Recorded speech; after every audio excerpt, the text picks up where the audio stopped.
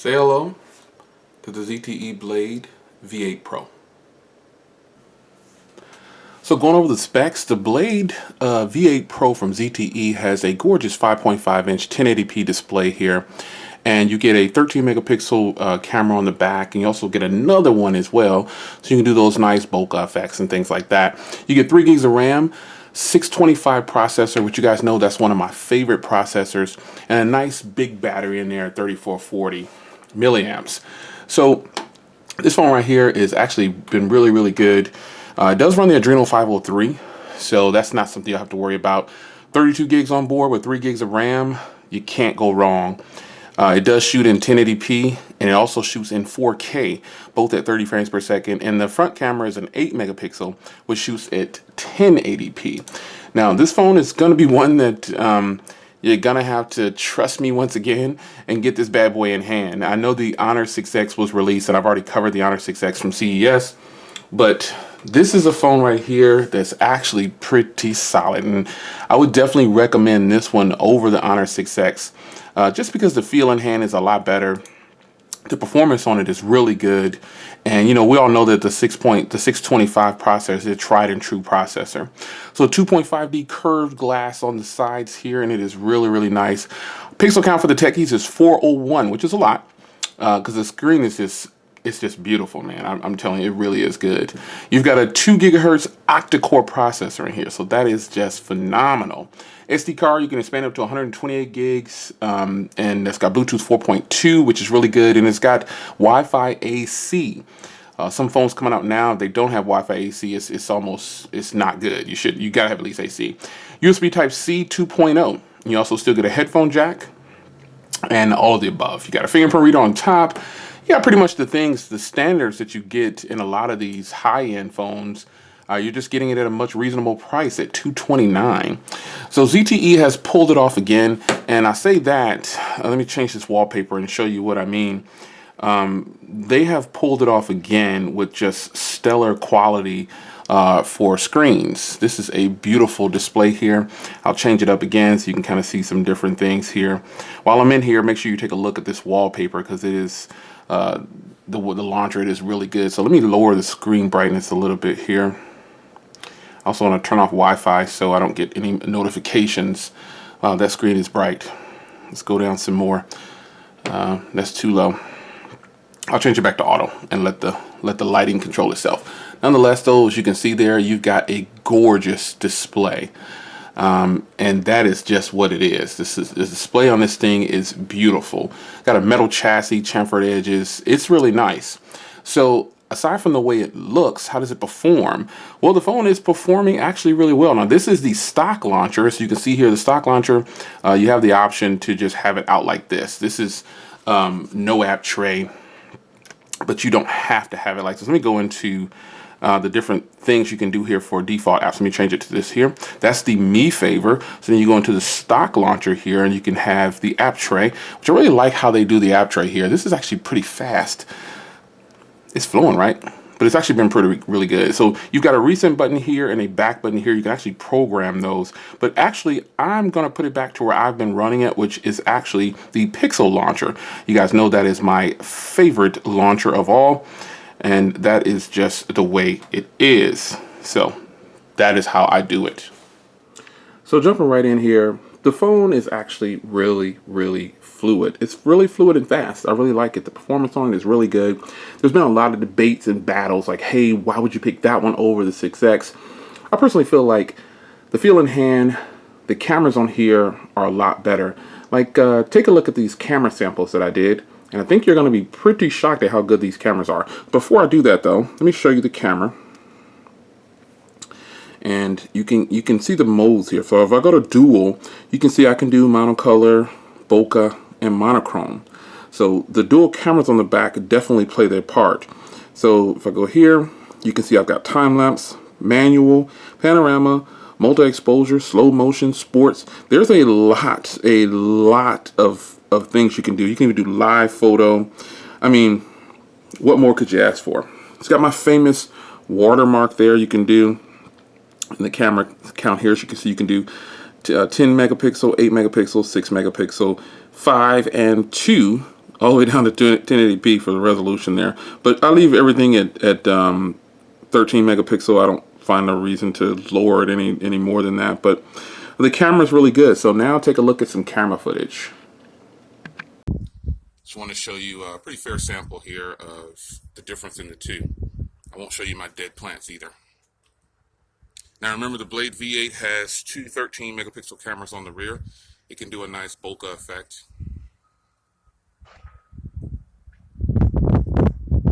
And this is a quick video sample from the V8 Pro.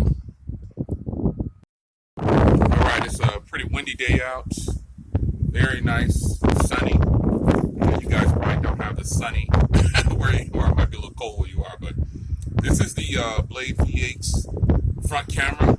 You get a sense of the audio and you get a sense of the quality. Pretty good camera, right? Yeah, it is. So what else about this phone? You've heard me say, well, it's so much better than this, and that.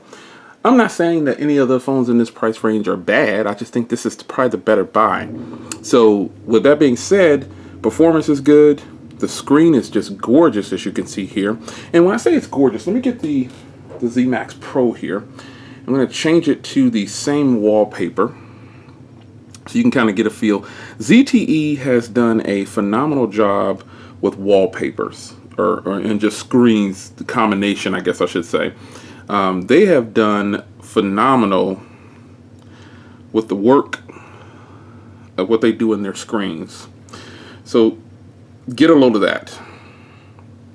Now this one is on low, so let me turn this one to auto so it jumps up a little bit. So now you can kind of see they're both on auto. Let me remove this down a little bit over here. Yeah, put that right there. Shout out to the people that support the channel. Now take a look at the difference in the screen here. They're both on auto, but how about I set them? Because this one's, they're about the same actually. So let's leave it there. These are about the same. Look at how beautiful the V8 Pro's screen is. Sorry if you have some background noise. But look how beautiful that screen is. And also you get a feel of how big it is next to the Z Max Pro.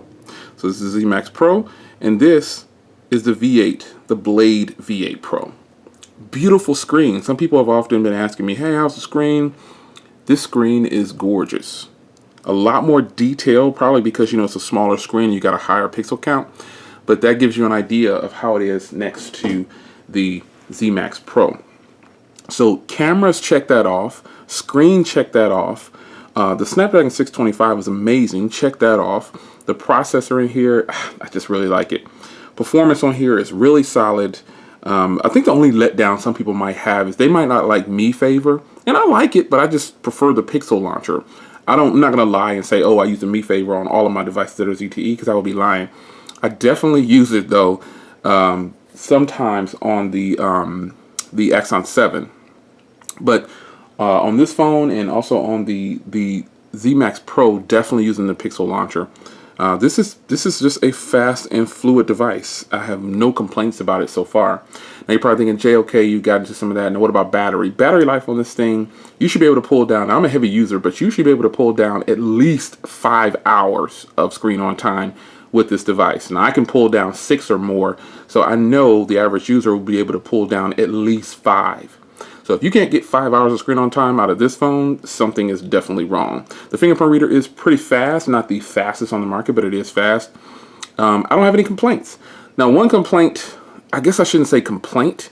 The speaker is on the bottom, so it's kind of it's a rear-mounted speaker or bottom-firing speaker, so it's not the loudest, but it is doable. It's a little bit louder than the Honor 8, and the Honor 8, doesn't have the strongest speaker. It's not a strong suit. Man, my Honor 8's way over there. I'm not going to pause and get it, but nonetheless, I think I will pause and get it so I can show you the size of it next to it. All right. So here is the Honor 8.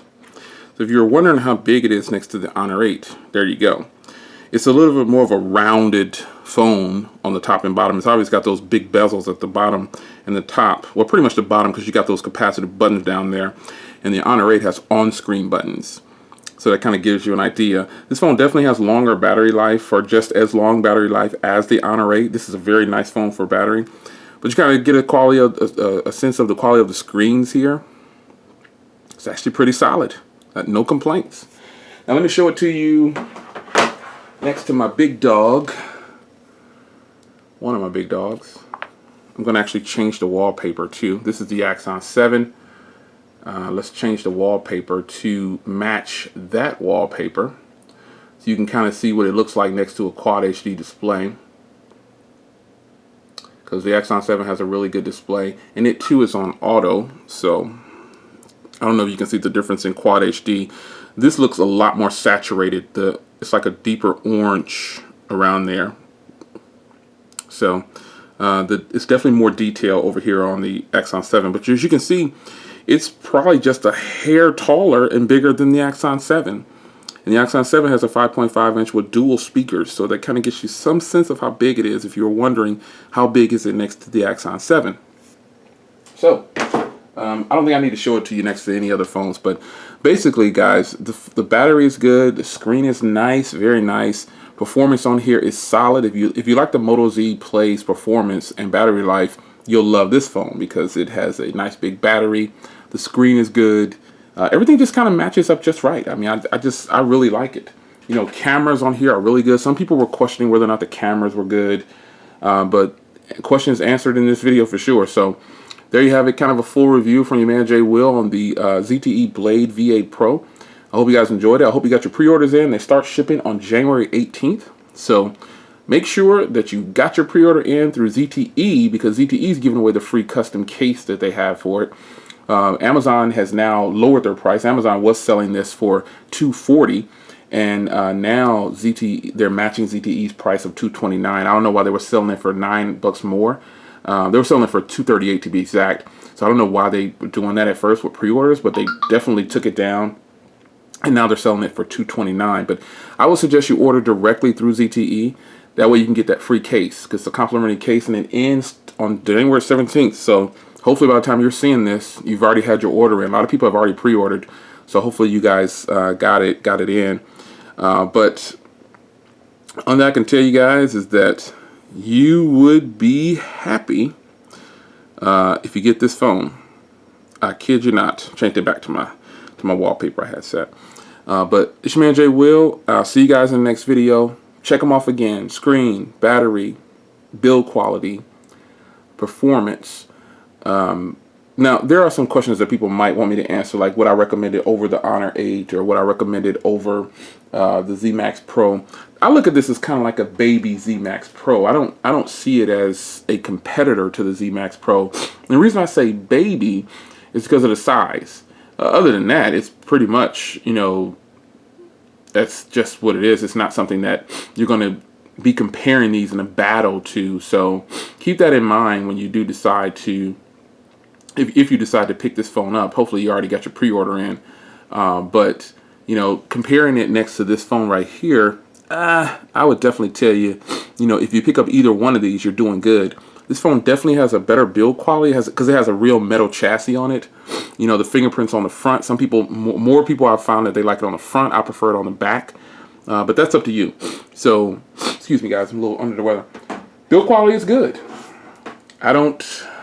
You know, I can't really find too many faults in here. But I would definitely tell you guys, for $229, I mean, how could you go wrong with that? Like, I don't understand why a person would think that they're making a mistake by going with this phone right here. But I don't know, man. I say grab it, grab it, grab it. You can't go wrong. It's your man Jay Will for a review for the ZTE Blade Bumpy Cam in the end, Blade V8 Pro. I'll see you guys in the next video. Take care.